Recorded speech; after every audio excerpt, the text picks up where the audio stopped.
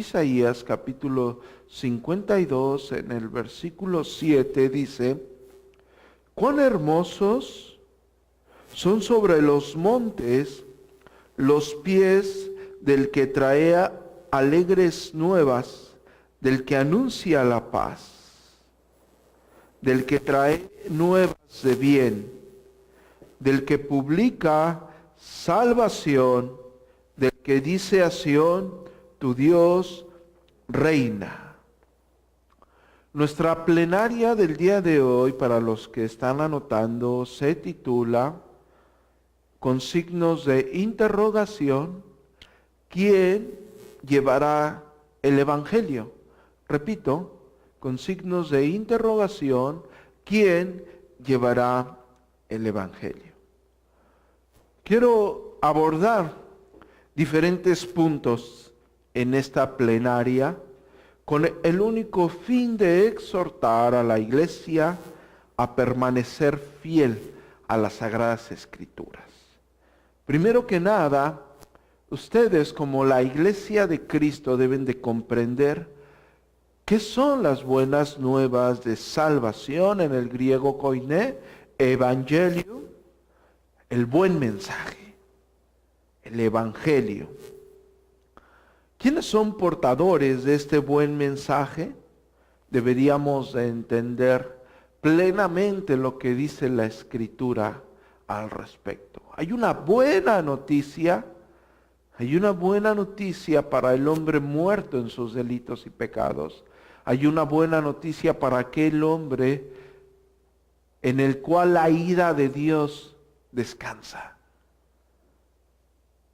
Hay una buena noticia para aquel hombre que está hundido en su miseria que no puede entender porque es ciego espiritual, muerto espiritual, sin vida espiritual. Y esta miseria lo lleva a una condena eterna.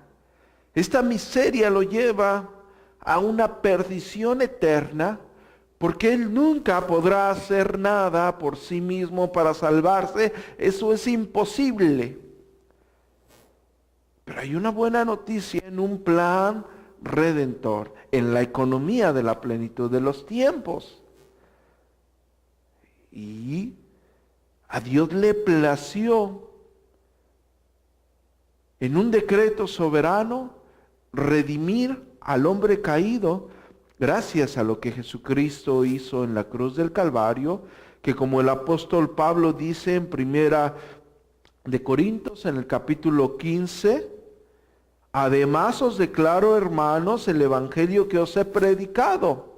El evangelio fue predicado por el apóstol Pablo, el cual también recibiste, en el cual también perseveráis, por el cual asimismo si retenéis la palabra que os he predicado, sois salvos.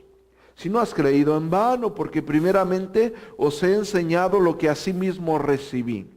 Que Cristo murió, ¿por qué?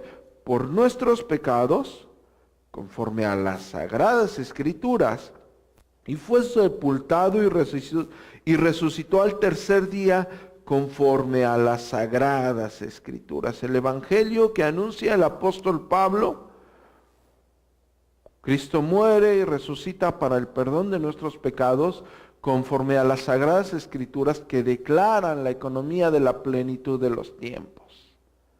El plan redentor de Dios. La pregunta sigue en el aire: ¿Quién llevará este mensaje? ¿Quién llevará este buen mensaje, estas buenas nuevas de salvación? ¿A quién le corresponde específicamente? ¿Únicamente a la persona que tienes a tu lado? ¿Únicamente le corresponde a un ministro? ¿Únicamente le corresponde a un grupo aprobado por un grupo de personas? ¿Únicamente le corresponde a un consejo, a un concilio, a un presbiterio? ¿A quién le corresponde llevar este mensaje de salvación, donde Jesucristo muere y resucita para el perdón de nuestros pecados, en el cual el hombre que deposita su confianza en lo que Jesucristo hizo en la cruz del Calvario, es justificado. Se le imputa la justicia divina. Cristo lleva en la cruz del Calvario todos nuestros pecados. La ira de Dios recae sobre el justo.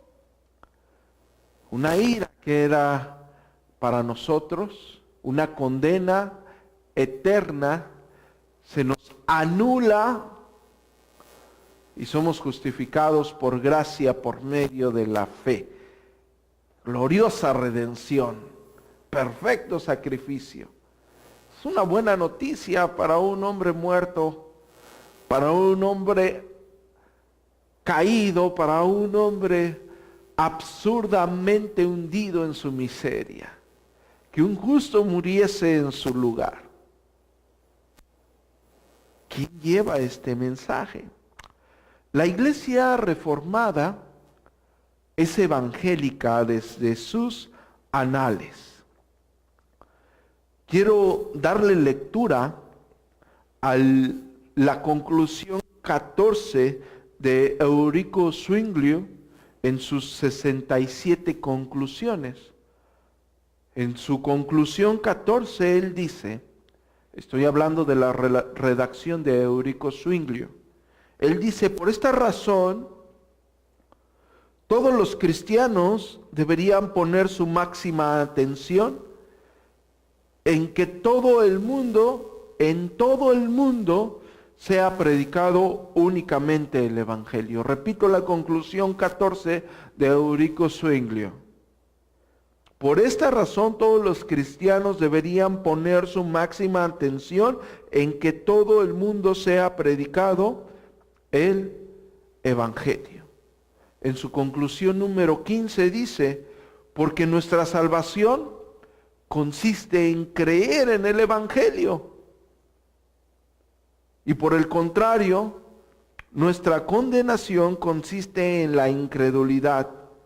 Y es que el Evangelio contiene claramente toda la verdad, en que en la conclusión 16 dice, en el Evangelio y del Evangelio se aprende que las doctrinas y los preceptos humanos no ayudan en lo absoluto para la salvación. Estas conclusiones fueron rechazadas por el obispo de Constanza, el doctor Juan Fabel, y su argumento en contra de la conclusión 14, 15 y 16 es que, según el obispo de Constanza, eran opuestos a las Sagradas Escrituras. Es decir, Eurico Zwinglio pone en sus conclusiones lo que él visualiza en las Sagradas Escrituras, en este caso hablando del Evangelio, y el obispo de Constanza rechaza diciendo, esto no va de acuerdo al consejo de Dios.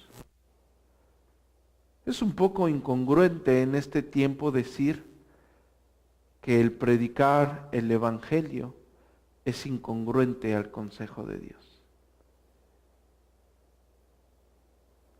Los artículos claramente están estipulados sobre el fundamento de las Sagradas Escrituras. Es una percepción bíblica, sin embargo, en aquel tiempo el reformador no solamente fue rechazado, sino fue tachado como un hereje. Ahora, el gran problema es que en el siglo XXI, la mayoría de iglesias locales tienen el concepto apropiado de que se debe llevar, se debe propagar, se debe de distribuir las buenas nuevas de salvación en teoría. Aquí, sapiensalmente. Pero en la praxis, la iglesia del siglo XXI es hipercalvinista. Estoy hablando de la iglesia reformada.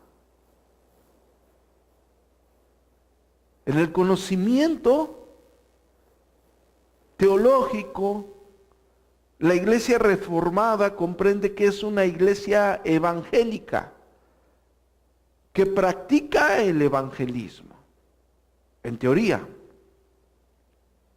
en el conocimiento de las Sagradas Escrituras. No así en la praxis. En la praxis, muchos ministerios, muchas iglesias locales o individuos en sí son hipercalvinistas. ¿Qué es el hipercalvinismo? El hipercalvinismo es la posición práctica en contra de la distribución del glorioso evangelio de la gracia. Repito, una definición muy sencilla, que es el hipercalvinismo, es la posición práctica en contra de la distribución del glorioso evangelio de la gracia. Es decir, ellos se enfatizan la soberanía de Dios. Cuando hablamos de un hipercalvinista, es alguien que se adhiere a la soteriología reformada. Es decir, su concepto de la salvación es ortodoxo. Cree en las doctrinas de la gracia. No es arminiano, cree en las doctrinas de la gracia, cree en el tulip, lo que conocemos como los 5 puntos calvinista. Pero ellos se deslindan de la responsabilidad de compartir el evangelio. Estamos hablando de una inclinación fatalista con respecto a la doctrina de la doble predestinación. Su argumento es muy simple. Creemos en las doctrinas de la gracia, creemos que el hombre está completamente depravado, pero también creemos en las doctrinas de la gracia porque dice que Dios es el que elige, y Dios es el que llama, y Dios es el que persevera. Es decir, su entendimiento de la soberanía de Dios es conforme a las doctrinas de la gracia. Dios es el que actúa soberanamente, por lo tanto, esa persona será salva sin que yo propague el evangelio. Esto es incongruente en la praxis con el ministerio de la piedad. Cuando hablamos del misterio de la piedad, tenemos que atender lo que el apóstol Pablo dice en primera de Tito, en el capítulo 3. Él dice, indiscutiblemente, no hay discusión en esto. No se los estoy poniendo a consideración. Él dice, indiscutiblemente, grande es el misterio de la piedad. Dios fue manifestado en carne, justificado en espíritu, visto de los ángeles, predicado a los gentiles, creído en el mundo y recibido arriba en gloria. Aquí en la tercera y cuarta posición dice predicado a los gentiles y creído en el mundo. Esto está adherente al misterio de la piedad. No se deslinda. Es por ello que el apóstol Pablo en Romanos, en el capítulo 10, tomando lo que leímos de Isaías, en el versículo 14, él dice, ¿cómo pues invocarán a aquel en el cual no han creído? ¿Cómo? ¿Y cómo creerán en aquel de quien no han oído? ¿Y cómo oirán sin saber quién les predique? Sin haber quién les predique. ¿Y cómo predicarán si no fueren enviados? Como está escrito, cuán hermosos son los pies de los que anuncian la paz, de los que anuncian buenas nuevas. Y después él dice, mas no todos obedecieron al evangelio. Pues Isaías dice, Señor, ¿quién ha creído a nuestro anuncio? Así que la fe es por el oír, y el oír por la palabra de Dios. El apóstol Pablo expande más aquello que ya él redacta en el misterio de la piedad, porque él dice que fue predicado a los gentiles, pero también él dice que fue creído en el mundo. Y exegéticamente hablando, él dice, pues ¿cómo invocarán? ¿Cómo creerán? ¿Cómo oirán sin haber quien les predique? Es decir, que el hipercalvinista, si soteriológicamente es ortodoxo, estamos hablando de la doctrina de la predestinación, su praxis es fatalista. La Biblia enseña que el creyente debe de ser motivado a predicar el Evangelio por amor a las almas. Es decir, el creyente, con el consejo divino, entiende que él fue rescatado de la miseria que lo conducía a un tormento eterno. Por ende, no hace falta ahondar, sino por pura deducción lógica, entendemos, según las Escrituras, que el que no es rescatado para vida eterna y sigue en su camino de perdición, onda bajo el sello de una desgracia perpetua. No es un juego el cristianismo. No estamos jugando a cuestiones religiosas. Tratamos de permanecer por la gracia de Dios en lo más fiel de las Escrituras. Entendemos que esa obra redentora le pertenece única y exclusivamente a Dios. Entendemos que hay dos tipos de llamados. El llamado externo, la predicación del Evangelio. Y el llamado interno, la obra redentora, gracias al Espíritu Santo, por lo que hizo nuestro Señor Jesucristo en la cruz del Calvario.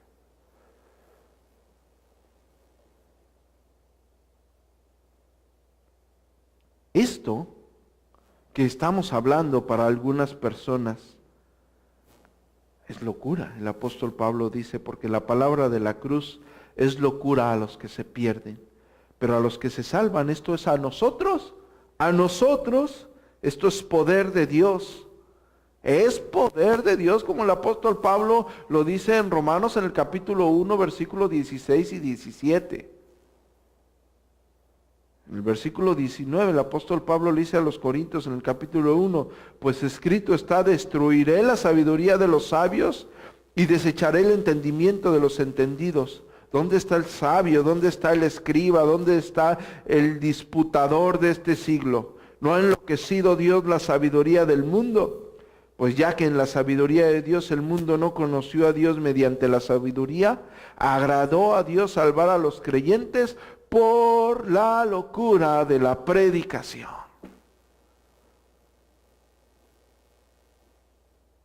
Por la locura de la predicación.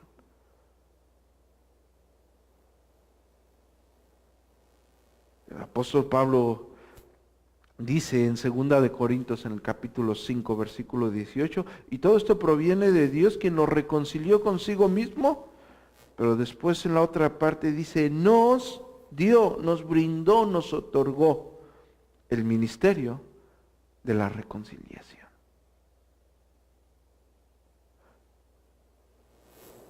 En otra porción el apóstol Pablo nos nombra embajadores de Cristo. Si ustedes conocen algo de gobierno y les gusta la política, saben que un embajador es una persona de un alto rango en el mundo, en las cosas del mundo. Yo soy un embajador de Cristo. La Biblia nos nombra de esa forma. Segunda de Corintios capítulo 5, versículo 20. Así que somos embajadores en el nombre de Cristo. Pero después hay una porción que no solo desecha el hipercalvinismo, sino que lo humilla, porque dice en la parte B del versículo 20 del capítulo 5, como si Dios rogase por medio de nosotros. Oh, No está diciendo que Dios ruegue, porque Él decreta. Él decreta todo lo creado. Él solamente tiene que abrir su voz. Dice, como si rogase por medio de nosotros. Una prueba más para la predicación persuasiva. El apóstol Pablo después dice, os rogamos en nombre de Cristo, reconciliaos con Dios.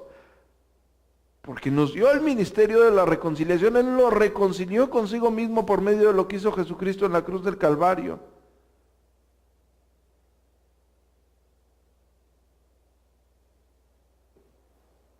Reconciliaos con Dios. Una reconciliación. Ahora podemos entender plenamente la convicción del apóstol Pablo de tal modo que el apóstol Pablo por poco persuade a Agripa a ser cristiano. Él redacta quién era antes, cómo fue convertido, se puso a dar un testimonio dónde y con quién predicó el evangelio. Y en el versículo 20 del capítulo 26 de Hechos, él dice, sino que anuncié primeramente a los que están en Damasco y Jerusalén y por toda la tierra de Judea y a los gentiles que se arrepintiesen y se convirtiesen a Dios, haciendo obras dignas de arrepentimiento. En el versículo 27 del capítulo 26, el apóstol Pablo incita a Agripa y le dice, ¿crees, oh rey Agripa? A los profetas. Yo sé que crees. El apóstol Pablo le dice, yo sé que crees. Y Agripa le dice, por poco me persuades a ser cristiano. Y si eso nos parece fascinante en esto que estamos hablando, la parte del versículo 29 es la que a mí me enternece de tal forma de la convicción que el creyente debe de tener para predicar verdaderamente el evangelio. En el versículo 29 él dice, Pablo dijo, estoy hablando lo que el apóstol Pablo redacta, quisiera Dios que por poco o por mucho, no solamente tú, sino también todos los que hoy me oyen, fuesen hechos tales cual yo soy, excepto estas cadenas. Apóstol Pablo tenía un concepto correcto de soteriología. El apóstol Pablo era el que más predicó la doctrina calvinista, si lo quieren ver de esta forma. Pero él decía, por poco o por mucho, no solo tú, sino todos los que me oyen, fuesen hechos tal cual soy. Predicó persuasivamente porque tenía el deseo sincero de que la persona fuese hecha, fuese transformada por el poder del Espíritu Santo. Un consejo que nunca se me olvidará en una exposición del Dr. Master, él dijo, predica como si dependiese de ti que las personas se convirtiesen, pero consciente que es el Espíritu Santo quien les va a transformar. Predica como si dependiese de ti que las personas se convirtiesen, pero consciente que es el Espíritu Santo que va a transformar.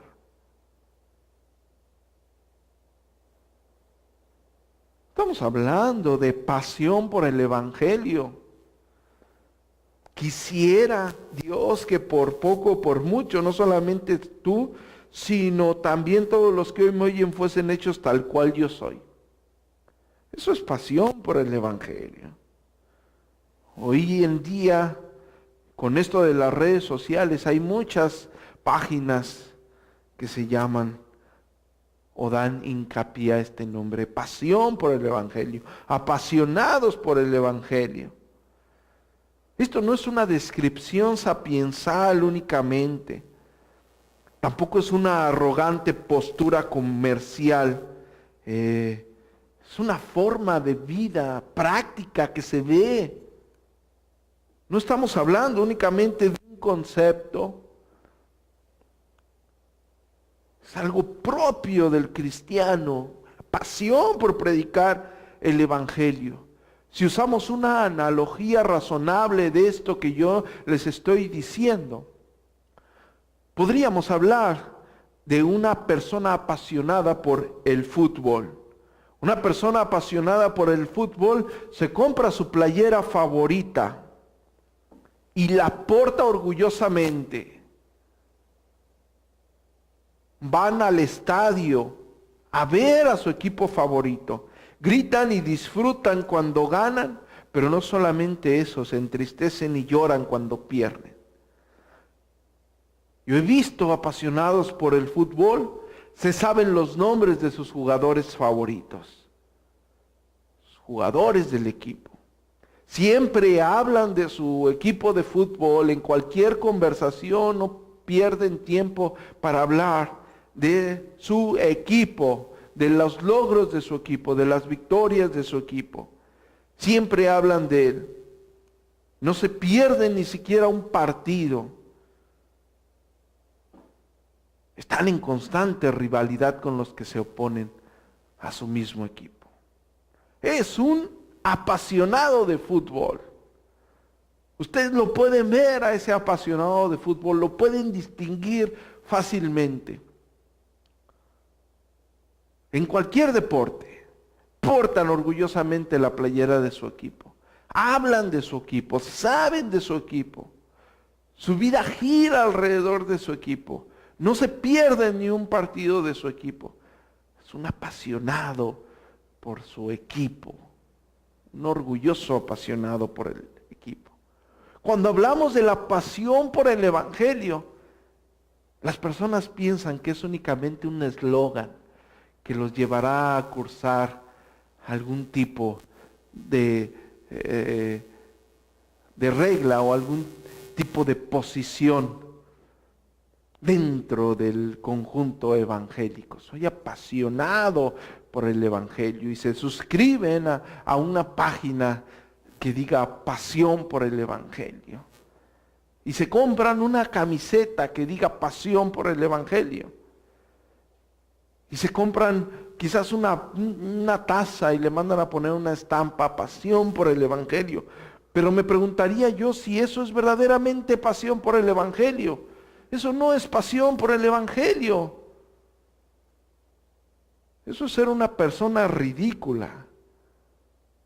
Pasión por el evangelio son personas comprometidas con todo el consejo de Dios, comprometidas con Dios mismo. Tenemos nuestra Biblia, estudiamos nuestra Biblia, hablamos de nuestra Biblia, la llevamos con frecuencia a todas partes. Hay algunos que ni traen Biblia a la iglesia. Hay algunos que no tienen ni siquiera su propia Biblia. Vamos a la congregación, nos reunimos con nuestros hermanos porque es un mandato en las Escrituras. No os dejéis de congregar. Hay quienes ni siquiera se congregan, pero están suscritos a la página que dice Pasión por el Evangelio. Nos regocijamos de las promesas en la misma palabra bendita de nuestro glorioso Dios y Salvador, que tiene preparadas desde antes de la fundación del mundo, y las predicamos intactas. Intactas. No sabemos pasajes de la Biblia, no sabemos historias de la Biblia, porque somos apasionados por la Biblia. Hay quien ni siquiera puede localizar un libro dentro de la Biblia.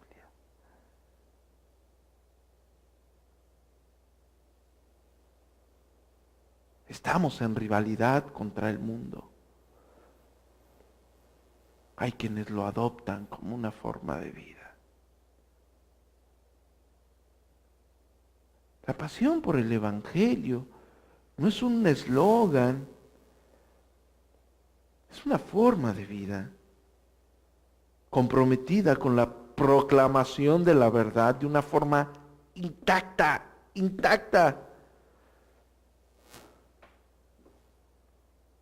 Es una cosmovisión en toda la extensión de la palabra.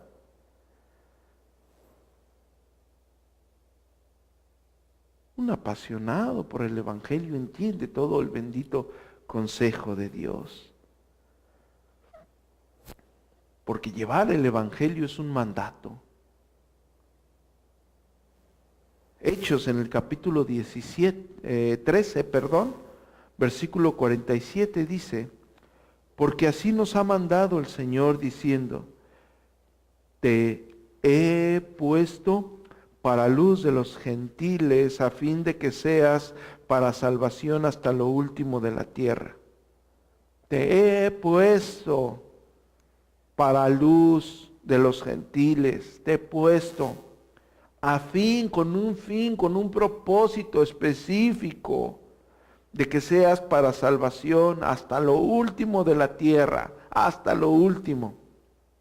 La Escritura dice que en el versículo 48, que los gentiles oyendo esto, se regocijaban y glorificaban la palabra del Señor. Y luego el llamado interno, y creyeron todos los que estaban ordenados para vida eterna.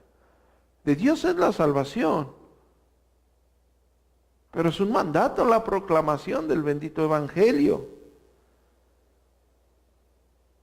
Y después dice en el versículo 39, un texto que quisieran cubrir todos los hipercalvinistas, y la palabra del Señor se difundía por toda aquella provincia. ¿Quién la difundía? Los gentiles se regocijaron al escuchar la palabra, aquellos que habían sido ordenados para vida eterna. La escucharon, un llamado externo, llamado interno. El Espíritu Santo obró en aquellos que eran ordenados para vida eterna.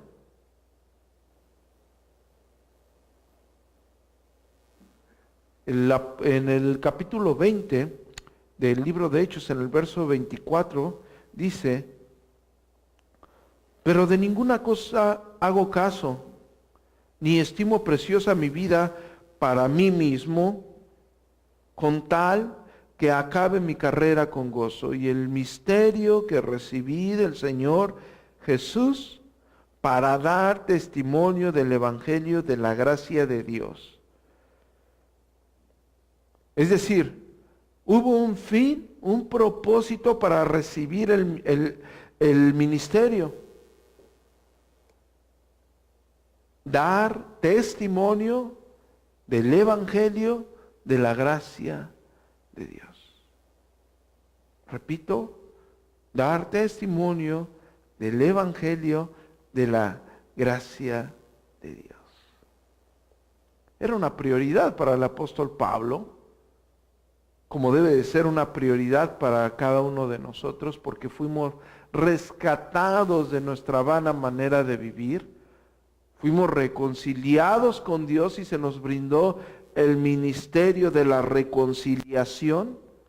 Somos llamados de las tinieblas a su luz admirable para hablar de sus virtudes. El apóstol Pablo lo dice en capítulo 2 de su primera carta, el apóstol Pedro, capítulo 2, versículo 9, mas vosotros sois linaje escogido, real sacerdocio, nación santa, pueblo adquirido por Dios. Esto a todo mundo le gusta, para que anunciéis las virtudes de aquel que los llamó de las tinieblas a su luz admirable. Para que anunciéis, ¿qué parte de anunciéis? Tenemos que recalcar las virtudes de aquel que os llamó de las tinieblas a su luz admirable.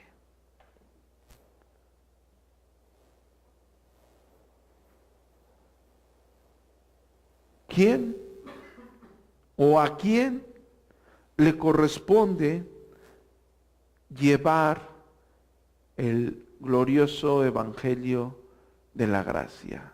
Repito la pregunta, ¿quién o a quién le corresponde llevar el glorioso evangelio de la gracia?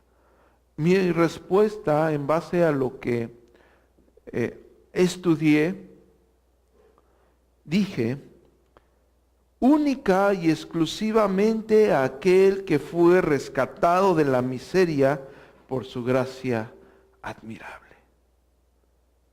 Es el único apto para llevar fielmente el mensaje de salvación.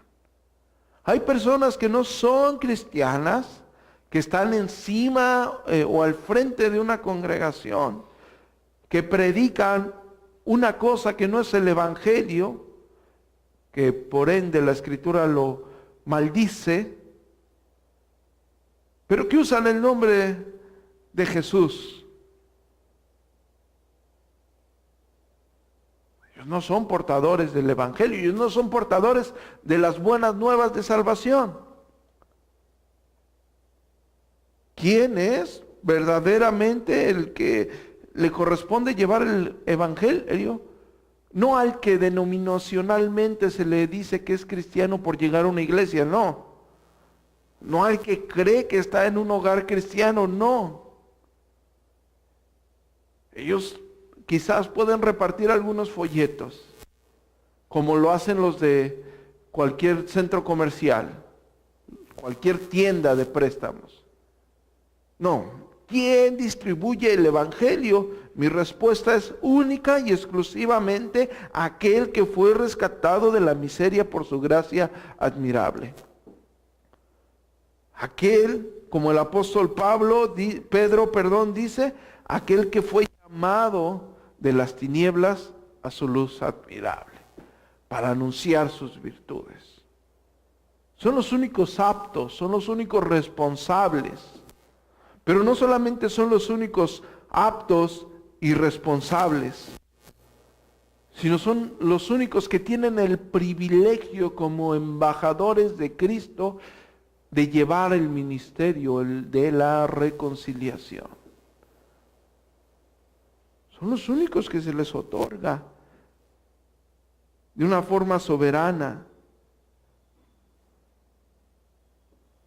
Ahora, como iglesia reformada, entendemos las doctrinas de la gracia, en la cual cada uno de nosotros nos regocijamos porque entendemos que fue la misericordia de Dios, y sin la misericordia de Dios ninguno de nosotros estaría a sus pies. Porque no hay un ser humano peor, todos somos la miseria que la Escritura describe, la misericordia de Dios a nuestras vidas. Pero se nos ha otorgado, se nos ha delegado, se nos ha ordenado, se nos ha dado el privilegio. Lleva todo eso. No estamos hablando de un método de crecimiento para una iglesia local, ni un espectáculo denominacional. Estamos hablando de una ordenanza, estamos hablando de un privilegio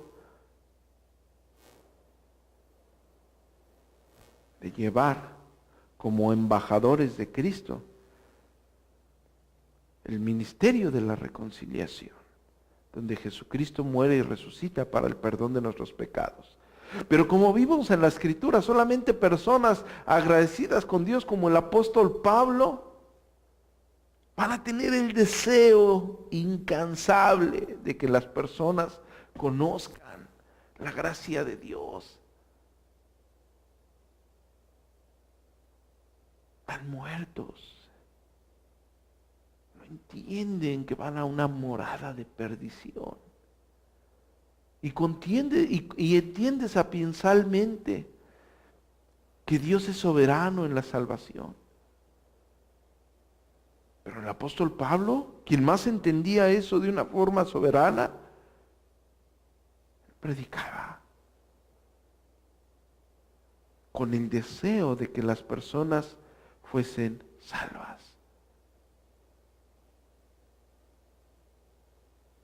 Con el deseo de que las personas fuesen salvas.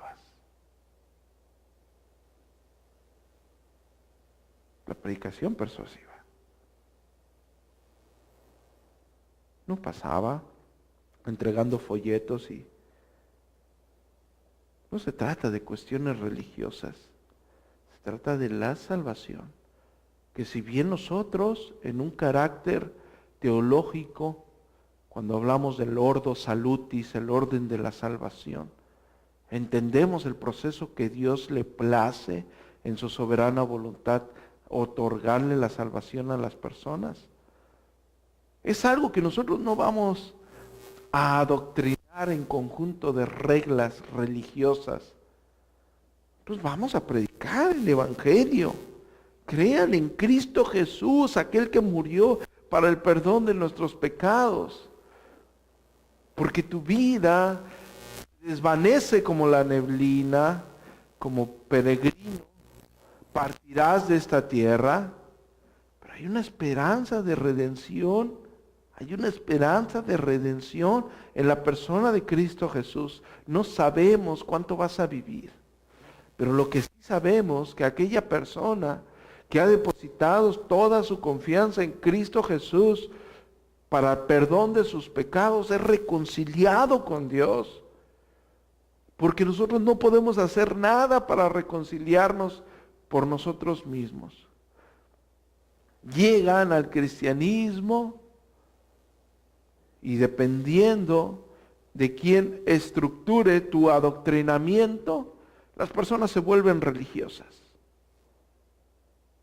Yo no me junto con aquel porque habla malas palabras. Si tú te espantas de un modismo cultural, porque es lo que son modismos culturales, entonces nunca se predicaría el Evangelio. Porque cada región y cada tipo de personas tienen modismos culturales. Yo no me junto, yo no voy con esas personas porque se visten de tal forma. O yo no hago esto por... Si no vas a ser partícipe, vas a predicarles el Evangelio. Se trata de la distribución fiel de las buenas nuevas de salvación, de un decreto eterno, que se nos ha delegado y se nos ha hecho partícipes en la distribución del mismo. El único fin de todo esto es la gloria de Dios. En la salvación del perdido es la gloria de Dios. En la reconciliación del hombre caído con un Dios santo, gracias a lo que Jesucristo hizo en la cruz del Calvario, es la gloria de Dios.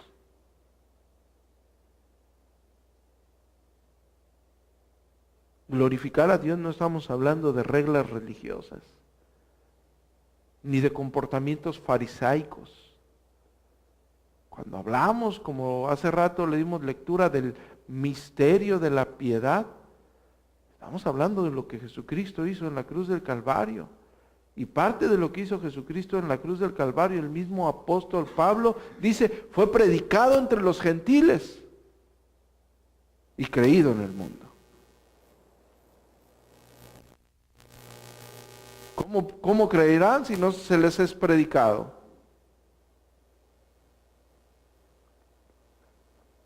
Desvanecemos completamente todo entendimiento hipercalvinista, lo desechamos, pero no solamente hay que desecharlo aquí es muy fácil desecharlo.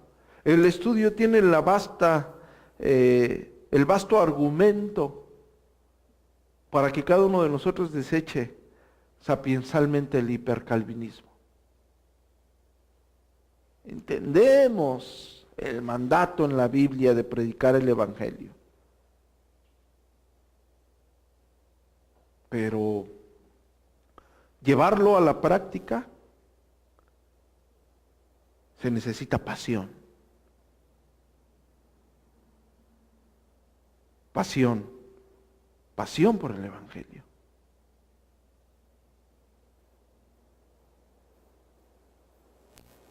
Ser apasionado por aquel que te rescató de tu miseria y te dio una morada eterna. Entender las múltiples misericordias y la gran bondad y privilegio que es ser un portador fiel del bendito Evangelio. Tomar aquella responsabilidad y privilegio con la reverencia que se merece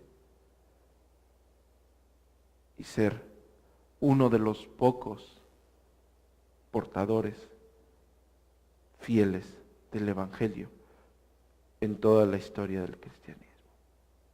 No estamos hablando de las grandes bibliografías de los reformados, que muchos tienen conciencia de ellos. Estamos hablando que el Evangelio fue distribuido mediante iglesias locales, mediante individuos nacidos de nuevo.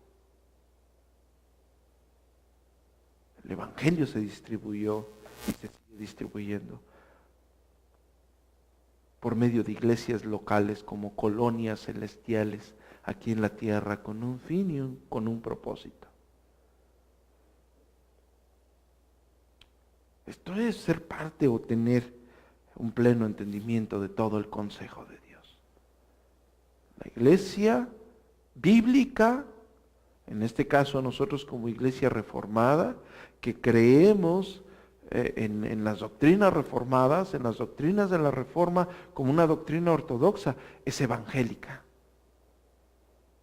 Cuando me refiero a una iglesia evangélica, es una iglesia que predica el Evangelio.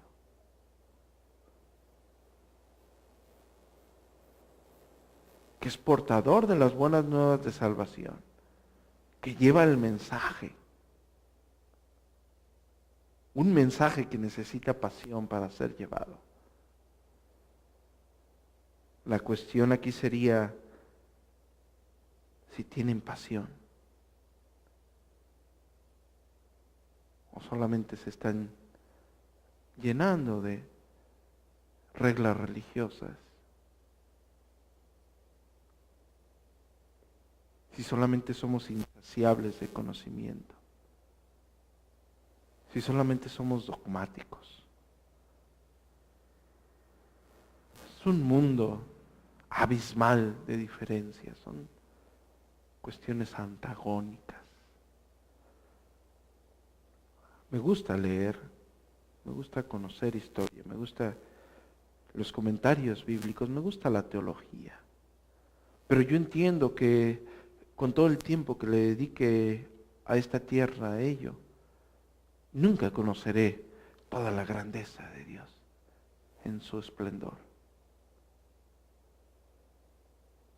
Pero un día voy a estar con Él y lo voy a comprender y voy a comprender su gloria tal y como es.